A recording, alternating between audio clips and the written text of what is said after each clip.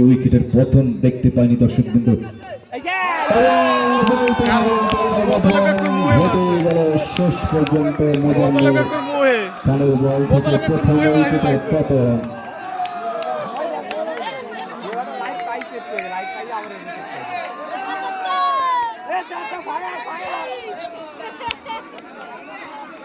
শেষ পর্যন্ত শিহাবের মাঠ ছাড়তে বাধ্য হয়েছেন এবং মাঠে প্রবেশ করেছেন রিফাত।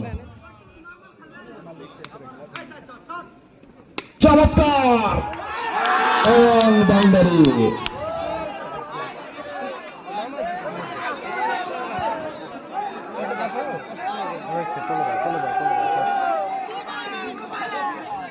আমরা দেখতে পাচ্ছি কিন্তু ফয়সাল মোল্লা তিনি কিন্তু ফিল্ডিং দিচ্ছেন, বল কোনোভাবেই কিন্তু বাউন্ডারির বাইরে যেতে দিচ্ছেন না, চমৎকার ভাবে ফিল্ডিং দিচ্ছেন। চমৎকার হিট ছিল, শেষ পর্যন্ত কিন্তু একটি 4 লেগ বাই সূত্রে 4টি রান। তাকে কিন্তু দলের সবাই এই মুহূর্তে শাসিয়ে দিয়েছেন, 4টি রান করে বাইরে গেল।